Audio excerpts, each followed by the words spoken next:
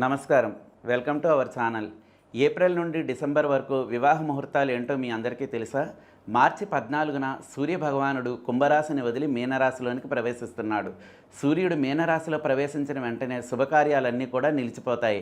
ఎందుకంటే ఈ కాలంలో సూర్య భగవానుడి యొక్క గమనం మందగించడం వల్ల ఈ కాలంలో చేసే ఏ పనిలోనైనా సరే శుభ ఫలితాలు కనిపించవు.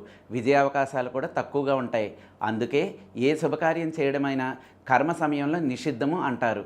మత విశ్వాసాల ప్రకారము కర్మలలో ఎటువంటి శుభకార్యాలు జరగవు. కర్మలు పాటించడం వల్ల వివాహం, గృహప్రవేశం తదితర శుభకార్యాలన్నీ కూడా నెల రోజుల పాటు వేచి ఉండాల్సిందే. 14 మార్చిన సూర్యుడు కుంభరాశి నుంచి మీనరాశిలో ప్రవేశించడం వలన కర్మలు ప్రారంభమయ్యాయి. ఏప్రిల్ 13వ తేదీతో కర్మమాసం ముగుస్తుంది. ఇలాంటి పరిస్థితులలో ఏప్రిల్ 13 తర్వాత ఏ శుభకార్యాన్నైనా సరే చేయాలని చెప్పి నిపుణులు చెబుతున్నారు. మార్చి 14న సూర్యుడు కుంభరాశి నుంచి మీనరాశిలోని ప్రవేశించడంతో కర్మలు ప్రారంభమయ్యాయని, అవి ఏప్రిల్ 13తో ముగుస్తాయని జ్యోతిష పండితులు తెలుపుతున్నారు. అటువంటి పరిస్థితులలో ఏప్రిల్ 13వ తర్వాతే ఏ శుభకార్యాలైనా జరుగుతాయని, మత విశ్వాసం ప్రకారం కర్మలలో చేసే శుభకార్యాలు వ్యక్తికి అశుభ ఫలితాలు ఇస్తాయని, అలాంటప్పుడు అశుభ ఫలితాలను నివారించడానికి అన్ని శుభకార్యాలకు దూరంగా ఉండాలని నిపుణులు చెబుతున్నారు. 2024 సంవత్సరంలో వివాహానికి అనుకూలమైన రోజులేంటో ఇప్పుడు మనం చూసుకుందాం. ఏప్రిల్ 2024న వివాహ ముహూర్తాలకు అనుకూలమైన రోజులు 10 రోజులు అందుబాటులో ఉన్నాయి. అవి ఏంటంటే 18, 19, 20, 21, 22, 23, 24, 25, 26, 28 ఈ రోజులు అనుకూలమైన రోజులుగా నిర్ణయించడమైనది.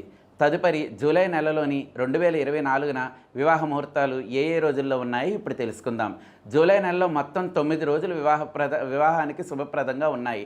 అవి ఏంటంటే 9, 10, 11, 12, 13, 14, 15, 16, 17.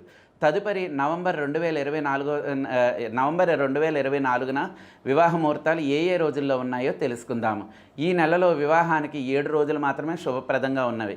అవి ఏంటంటే 17, 18, 22, 23, 24, 25, 26 నవంబర్ నెలలో వివాహానికి శుభప్రదమైన రోజులుగా పరిగణించారు. తదుపరి డిసెంబర్ 2024న వివాహ ముహూర్తాలు ఏ రోజుల్లో ఉన్నాయో ఇప్పుడు మనం తెలుసుకుందాం. 2, 3, 4, 5, 9, 10, 11, 13, 15 ఇవి డిసెంబర్ నెలలోనే ఉన్నటువంటి వివాహానికి అనుకూలమైన మంచి రోజులు. కర్మలలో శుభకార్యాలు జరగవు. అవి ఎందుకంటే మతపరమైన దృక్కోణాల నుండి కర్మలు శుభమైనవిగా పరిగణించబడలేదు. అందువలన ఈ కాలంలో ఏదైనా శుభం లేదా శుభకార్యాలు చేయడం అనేది నిషేధించారు. ప్రతిసారి కర్మలు దాదాపు 30 రోజుల పాటు కొనసాగుతాయి. ఈ కాలంలో గృహప్రవేశం, కొత్త వాహనం కొనుగోలు చేయడం, భూమి, వివాహం తదితరమైనటువంటి అన్నప్రాసనతో కూడా ఎలాంటి పనులు కూడా ప్రారంభించడం జరగదు.